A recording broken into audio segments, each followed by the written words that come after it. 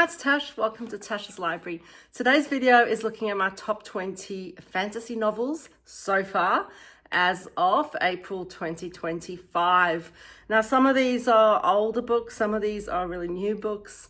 They're just my current favorites at the moment based on how much I enjoyed them or how much I want to reread them.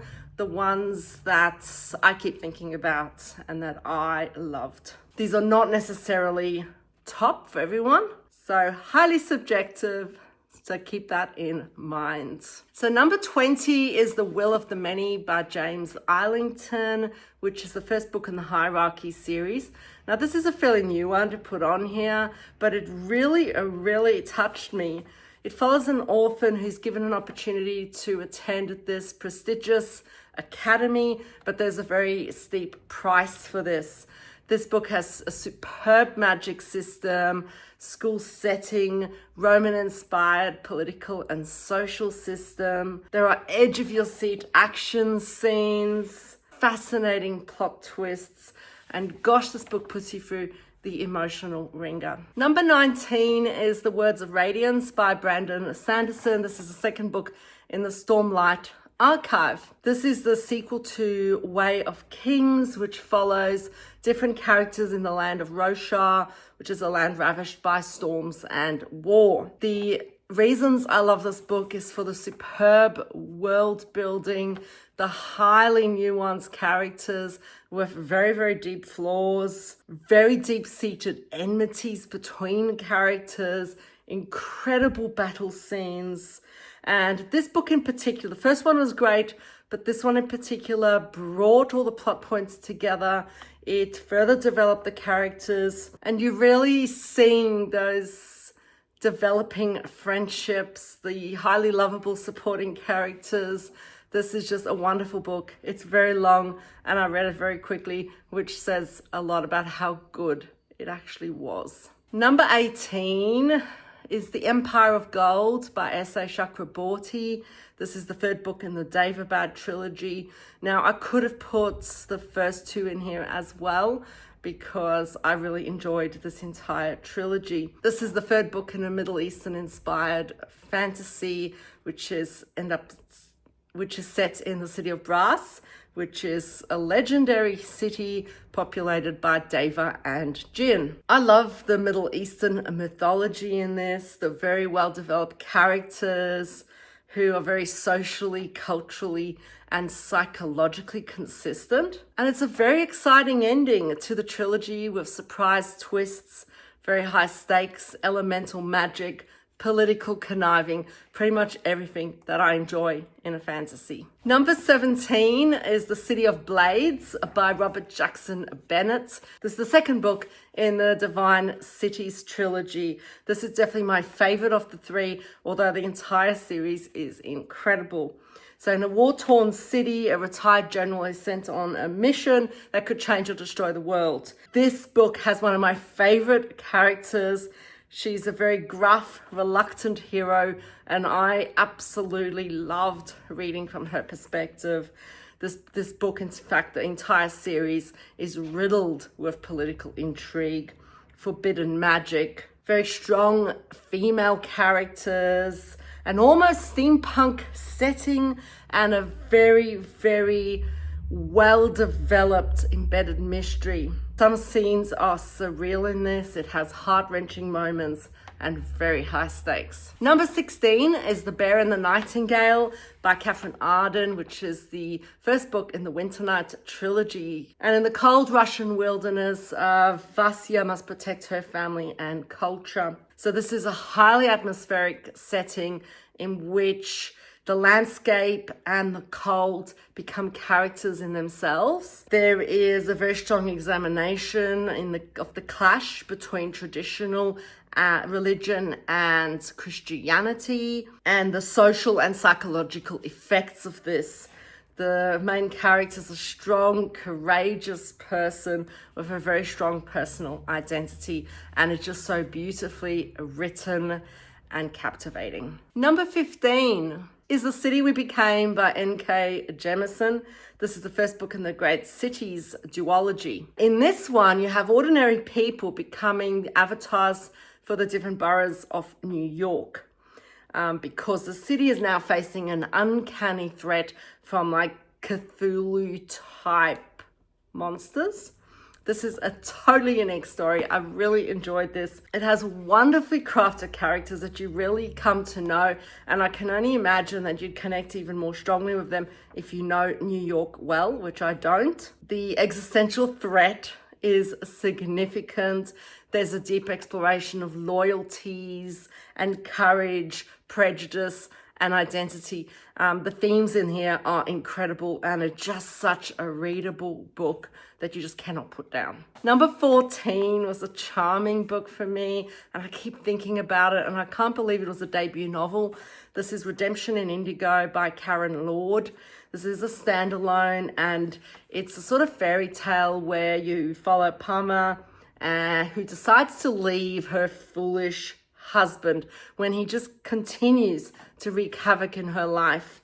And then she encounters this world of magic. So what I love about this book is it's so fairy tale like. It's got a very atmospheric, and it is based on a Senegalese tale, which is really, really cool. It felt very whimsical with beautiful characters, a lovely, hopeful plot, and just beautifully written. And it's possibly the best debut I've ever read. Number 13 is The Hero of Ages by Brandon Sanderson. So yes, Brandon Sanderson makes it twice. And this is the third book in the Mistborn Era 1 trilogy. So this is a trilogy filled with political intrigue and heists in a world ruled by a despot. And it's just an incredibly intricate world. Now, I could have put any of the 3 books on here, but I like Hero of Ages just a little bit more just because it's just got the most incredible ending you could imagine. And I just love how you see how all the things that happen are actually foreshadowed, and Sanderson goes back and shows you all the little details that lead up to the major reveals. Yeah, as I said, the finale is jaw-dropping. It has wonderful supporting characters as well. And in fact, I like the supporting characters more than the main characters, to be honest. In fact, the flaw for me in this novel is the main character, Vin, who I don't really like very much. But it's a testament to the quality of this book that even though I don't like the main character, this still makes number 13 in my all-time favorite fantasy books. And yes, it just made me immediately want to reread the series, even though I didn't, because I have so many books to read. Number 12 is The Clash of Kings by George R.R. Martin. This is the second book in the Song of Ice and Fire. Now, this is my favorite book of the Song of Ice and Fire series. I know might be a little bit controversial. Storm of Swords is generally people's favorites. I liked Clash of Kings. And I don't think I need to explain A Song of Ice and Fire, but you've basically got rival houses fighting a war for supremacy in a very dark and violent world. Really, this particular second book brings into question your initial judgment of characters. It is a really, really atmospheric. There's a deep exploration of character motivations, political intrigue. And I love the first book, but this took it to a whole new level. And I really, really enjoyed it. Which is a shame then, because the Storm of Swords was great, and then I felt like it declined from there. And I'm actually not worried that the series isn't going to be finished, because I ended up not finishing A Dance of Dragons. So it's strange how much a series can change. Number 11 is Bloody Rose by Nicholas Eames. And this is the second book in the Banned series. The first book being The Kings of the Wild. And in this one, a bard joins a mercenary band and embarks on this epic quest for glory. This is a humorous yet far more poignant book than Kings of the Wild. Epic battle scenes, epic story, very heartwarming moments as well, but subverted fantasy tropes, very high stakes. This is has exceptionally well-crafted characters with distinctive personalities and voices. The references to pop culture are really, really cool, and I kind of wish I knew pop culture more, because I think I missed at least half of them, possibly more, to be honest. It explores themes of family ties and loyalty and heroism, the cost of glory and the chasing of legacy. And I thought this book was far superior to Kings of the Wild, which I believe is also a little bit of an unpopular opinion, but I just think this took it to a whole new level in terms of the emotional depth that came into the book. Number 10 is Sojourn by R.A. Salvatore. This is the third book in the Legend of Drizzt series. So this first trilogy in the Legend of Drizzt is the Dark Elf trilogy, and I definitely recommend starting there because it develops your understanding of Drizzt. And so you actually go into the rest of the series knowing who Drizzt is and knowing his backstory. So I think that's really, really important. Now, Drizzt is a dark elf who grows up in this very, very amoral underground city of Menzoberranzan, which is the dark elf homeland. And he starts realizing that his true nature is at odds with his violent setting and violent society and the expectations that the society has of him. And you really develop a deep empathy for him in this. And by this third one in particular, I just feel you've really got to know Drizzt, and he's really trying to prove himself in a world that fears him then, because you're starting to see prejudice and stereotypes playing a role here. And it also explores morality in a very, very philosophical way. Now, I know there are divided opinions about Salvatore's writing in this series. I actually really love it. I feel like it's very readable, yet it is hauntingly beautiful at times. Now, that's possibly an unpopular opinion as well, but that's my personal opinion on this. And I particularly like the interludes in this, where you hear from Drizzt's actual voice, which is very, very cool. Number 9 is Darkness at Sethanon by Raymond E. Feist. And this is the third book in the Rift War saga. This series follows an orphan who becomes a wizard's apprentice in an epic fantasy where two worlds collide. Now, this book in particular, to me, is slightly better than the others, although they're all very, very good. But this third book really is an epic ending to the trilogy. There are highly tense moments, great battle scenes, wonderfully written magic, and there are certain scenes that are just incredibly surreal and mind-blowing. The characterization of the main character is very, very well done. And yes, the way magic works is just beautiful in this world. And I just loved it. It's that sort of traditional fantasy which kind of warms your heart. Another traditional fantasy makes it into number 8. And this is The Tombs of Atuan by Ursula K. Le Guin, which is the second book in the Earthsea cycle. The first book follows Sparrowhawk, who goes to school to learn how to be a magician. And in doing so, he learns that with great power comes great responsibility. Now, in the second book, there's a little bit of a shift in setting, and you actually follow Tena, who becomes a high priestess and is guarding the tombs of Atuan. So there's a very strong female POV in this one. Very, very interesting magic. And this was just riveting. I really, really enjoyed this book. It was beautifully written. Le Guin's prose is amazingly descriptive and gorgeous. And the premise of this book was very, very interesting. Number 7 is Going Postal by Terry Pratchett, which is part of his Discworld. So this is a witty satire when Arch Swindler is given the chance to take on the job of postmaster and is tasked with reviving the decrepit postal system where letters have accrued for decades. This is the ultimate satire. It's hilarious, yet provides deep social commentary, which is what I love about Discworld. is it is funny and the humor really works for me, but it's the satire, it's the commentary on our world that I think is most poignant for me in these. The characters are awesome fun. They're very engaging plots in this one, very readable, and just a beautifully crafted world, which we all know about Terry Pratchett. Number 6 is quite an interesting one because it's one that made it onto my list last year. So this shows you how good this book was. And that was The Tainted Cup by Robert Jackson Bennett. And yes, there's another author who features twice, but he is very much becoming one of my favorite authors of all time. And this is the first book in the Shadow of the Leviathan series. And this is where you follow an eccentric detective and her sidekick who has an enhanced memory. This is a biopunk world where plants are used as technology, and you have a murder mystery to solve. And they're my favorite books.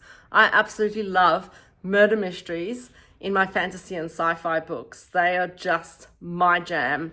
They are my favorite things. So the use of plants is really intriguing in this.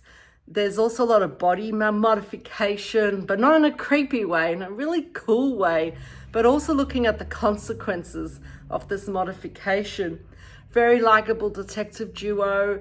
Yes, they kind of describe sometimes as a Sherlock and Holmes. I think they're a little bit more than that, but it's a sort of dynamic that you're having. There are also these leviathans in the background, which kind of give you this sense of peril. So in the midst of this sort of microcosm of the murder mystery, you've been made aware that there is a lot going on in the macrocosm of this world, which is very intriguing. And I'm kind of hoping the second book will delve more into that. But I'm also just hoping the second book will do more murder mystery. All right, hitting top 5. Number 5 was The Heir of Novron by Michael J. Sullivan, which is the third book in the Rhyria Revelations. Now, this one I did not expect to make it into my top 20, really.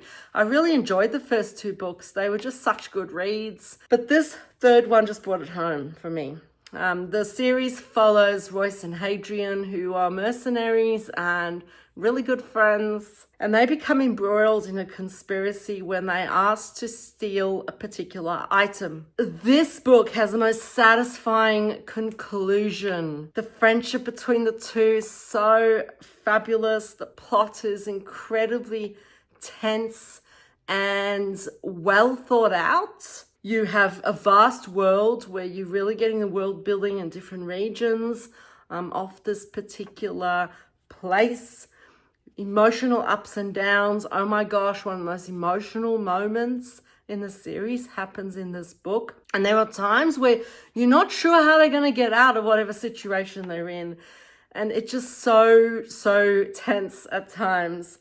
The point of view characters are very, very different, and you do actually follow quite a few across this book in particular. And you just have themes of like loyalty, self-sacrifice, etc. I just thought that this was one of the conclusions that was really satisfying, that brought me sort of an emotional catharsis from the series, but at the same time made me feel happy about how it ended, if that makes sense. I was kind of sad, but also happy. It was just really well done. Number 4 is The Elfstones of Shannara by Terry Brooks.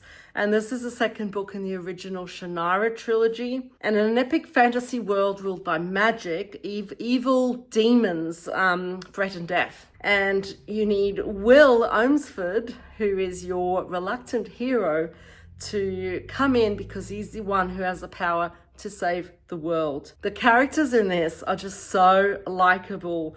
They are, as I said, unlikely heroes very much, and you can see why people compare this and almost see it as a ripoff of Lord of the Rings, because initially you are seeing that sort of thing. You're seeing this ragtag team of reluctant heroes teamed up with people who are a little bit more competent, and they go on a quest journey. But it becomes so much more than that. And to be honest, like, I think that was just what fantasy was. And to me, that's the type of fantasy that makes me feel warm inside because it's my comfort zone. I love traditional fantasy. I love getting lost in these epic quests. The world is so intricately developed in this. There's great magic, wonderful supporting characters as well. There's no character that I didn't really enjoy getting to know. Very, very intriguing plots and a nice, bittersweet ending. Number 3 is The Name of the Wind by Patrick Rothfuss. This is the first book in the Kingkiller Chronicle. The premise of this book is you follow Kvothe, who at the beginning is working at this bar, and he is asked to tell his story. And so it's in the framework of a sort of flashback narrative. And he has this epic tale of sorrow, survival, and learning at a magical university. It's got an academic setting. Kvothe is a highly, highly flawed character. I've heard a lot of people say that they don't like the book because he is unlikable, but I actually think that's part of it. It just makes him such an unreliable narrator, and I don't see him as a sort of perfect character who can do everything, because even though he portrays himself that way, I often think, is this actually true? I don't really believe a lot of what he's saying, but that's what gives this book such depth. Such intriguing magic as well, well-framed narrative, and just Patrick Rothfuss's writing is so melodic and gorgeous. And this is just a masterpiece book. I don't think there's one sentence that is out of place. It is immaculate. It is wonderful. I love it. Number 2 is an interesting one that I don't hear a lot of people talk about, and that is A Night in the Lonesome October by Roger Zelazny. Oh my gosh, this book is told from the perspective of Jack the Ripper's dog. And you're basically following a group of people, but only through the eyes of their familiars. And they all kind of working towards a particular end. The framework of this novel is you have a day-by-day account of what happens, starting on the 1st of October, going through to the 31st of October, Halloween. This is such a quirky book with such a unique perspective, and you got cameos of famous characters throughout, so it's like spot the character. I really, really enjoyed that. I also enjoyed that you don't know immediately what's going on, and you're just gradually piecing together the information from the conversations that are happening between the familiars. It is just, to me, that this is a groundbreaking novel, entertaining, highly original tale, structured, as I said, as a daily countdown. And to me, this is just unputdownable. I adore this book of my whole being, and I recommend it to everyone, as long as you're willing to not be certain what's happening at the beginning and suspend a bit of disbelief. And number 1, I mean, this is very predictable, but I have to give it to this because it is a book that has stood the test of time in my brain, and that is Lord of the Rings. Now, I know that's a whole series technically, so if I was hard pressed, I would say Return of the King is my favorite. But really, when I'm talking about this, consider the whole trilogy. So this is obviously by J.R.R. Tolkien. This follows the perilous quest across Middle-earth with Hobbit Frodo and the Fellowship to destroy the One Ring. The world building is just next level. Let's face it, Tolkien just created a language. He created an entire world. He created a whole folklore, whole historical backgrounds to different parts of the world. That's next level. The genre-defining characters as well. Now, I know there were fantasies written before Lord of the Rings, but I feel like this is the one that solidified some of these tropes for people. And I think it was really groundbreaking in fantasy. There's the ultimate exploration of good versus evil, friendship, loyalty, respect, power, greed, non-toxic love, courage, and finding one's place in the world. But ultimately for me, this is a book I read as a 12, 13-year-old, and I could not put it down. And I had my first book hangover after this, where I couldn't imagine finding another book that I would enjoy as much as The Lord of the Rings. And that's Return of the King. To me was just epic and heart-wrenching at times. And it was just so beautifully immersive that I still don't think I've ever read anything that reaches those heights. Now, I know that those heights come with a bit of nostalgia, but that's okay, because this is a subjective list, and nostalgia plays a role, because I think for me, I have reread this several times and this has stood the test of time for me. So whilst there is nostalgia in there, it's not that I've gone back to it and disliked it. It has remained part of my fantasy journey, and I believe will continue to do so forever. That's it. After all that waxing lyrical, I am done. They are my top 20. Please let me know what your favorite fantasy book is of all time. I love seeing different perspectives. I absolutely love that everyone has such different views and interests and likes. That to me is just a fascinating part of human psychology. Thank you for watching, and until I see you next time, take care.